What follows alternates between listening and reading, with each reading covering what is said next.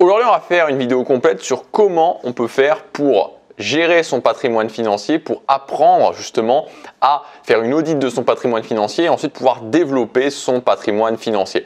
Alors je sais bien que quand on dit patrimoine financier, on pense tout de suite à la personne qui a plein d'investissements, à la personne qui a de l'immobilier, voilà, donc on s'imagine tout de suite un gros patrimoine.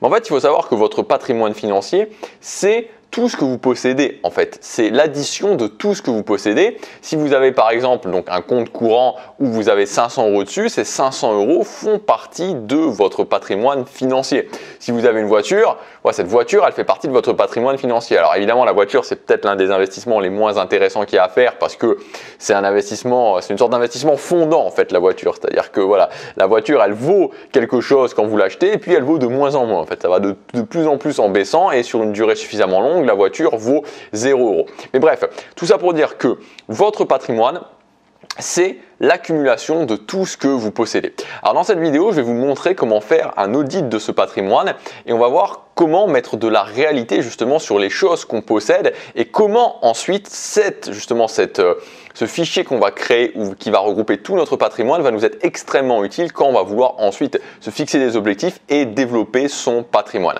Donc en fait ce qu'on va faire, c'est qu'on va créer un fichier et dans ce fichier, on va faire, comme je vous disais, une sorte de référencement de l'argent que j'ai sous une forme d'un tableau avec premièrement l'argent dans quelle enveloppe il se trouve, le montant de cet argent et le type d'épargne auquel correspond cet argent. Donc je vais vous donner un exemple ici, comme ça vous allez pouvoir comprendre. Alors c'est pas mes montants, voilà, j'ai mis des montants qui ne sont pas les montants que moi je possède. Donc premièrement, la première ligne par exemple sur ce tableau, ça va être compte courant. Donc le compte courant c'est le type d'enveloppe, 1500 €. C'est le montant et donc le type d'épargne, ça va être de l'épargne courante pour la vie de tous les jours. Voilà mon fonds de roulement, j'ai 1500 € sur mon compte courant qui me permet voilà, tout simplement d'avoir un fonds de roulement, de faire mes dépenses et à la fin du mois, il y a moins et je remets pour retourner à ces 1500 €. Ça, c'est mon compte courant. Donc vraiment, compte courant, 1500 €, épargne courante, épargne de la vie de tous les jours. Ensuite, il va y avoir mon épargne de première nécessité. Donc ça, je vous en ai parlé, l'épargne de première nécessité. C'est le fait qu'il nous arrive plein de choses dans la vie et qu'on peut avoir besoin d'argent. Moi, je vous dis, par exemple, l'année dernière, je pensais que j'allais devoir retourner en France et donc j'avais pris un billet pour la France qui, en plus, avec cette période-là, il m'avait coûté pas mal d'argent. Je crois qu'il m'avait coûté, je sais plus combien il m'avait coûté, bref. Et quand, du coup, j'ai pas dû retourner en France, voilà, j'ai dit, ok, voilà, je dois payer, voilà, j'ai appelé pour annuler et on m'a dit, ok, on va vous l'annuler, mais l'argent, il sera là dans 8 semaines. Je crois que ça a pris 8 semaines pour revenir. Donc voilà, si j'avais eu besoin de cet argent pour quelque chose d'autre, voilà, qu'est-ce qui se passe? Donc c'est pour ça que pour tous les aléas de la vie, c'est important d'avoir cette épargne de première nécessité. Donc là, en l'occurrence, épargne de première nécessité, 6 000 €, c'est le montant. Dans quelle enveloppe il se trouve? Le livret A. Donc livret A, pardon, 6 000 €, épargne de première nécessité. Ensuite, assurance vie 1, 5 000 € pour mon épargne de projet. Donc l'épargne de projet, c'est une épargne qui est un petit peu mixte, c'est une épargne de moyen terme et l'idée ça va être de vous dire ok, admettons que dans 3 ans ou dans 5 ans vous vouliez acheter un appartement et que vous disiez voilà, j'aimerais bien avoir peut-être 10 000 ou peut-être 15 000 ou peut-être 20 000 € de côté pour avoir un apport personnel.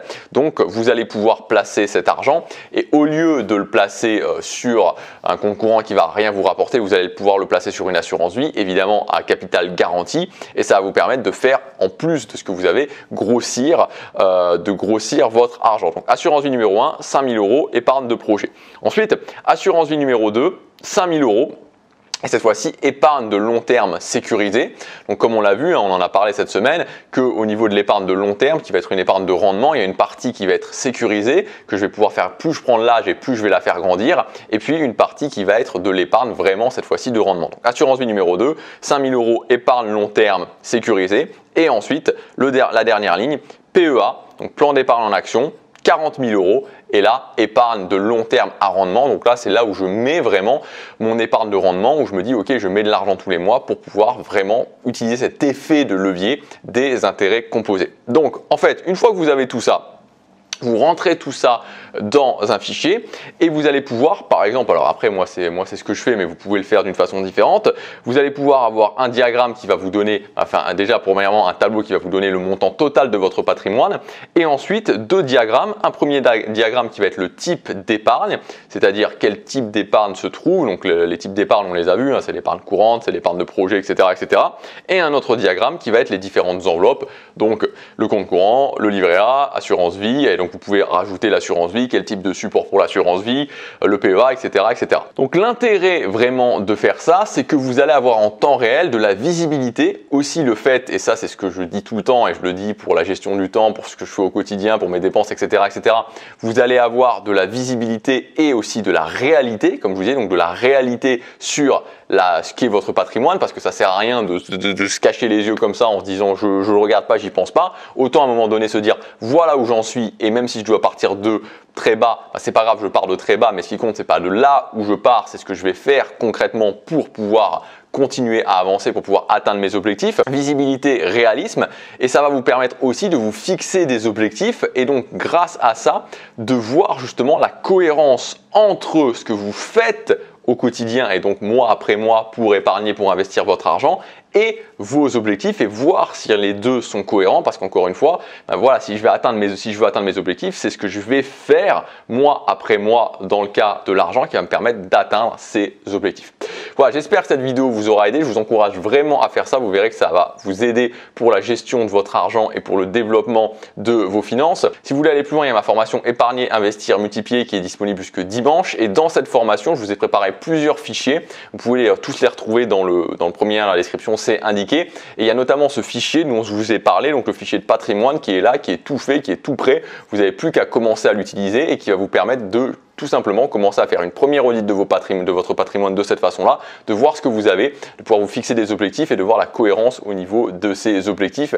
Évidemment, il y a tout le reste de la formation aussi. On va voir ma stratégie en termes d'épargne. Je vais vous expliquer comment développer votre propre stratégie en termes d'épargne, et dans la partie numéro 2, comment multiplier et investir, et notamment avec l'investissement indiciel, l'investissement sur les ETF. Tout ça, c'est le premier lien dans la description. Il y a un prix de lancement actuellement. Je vous dis à demain pour la prochaine vidéo. Chaque jour compte.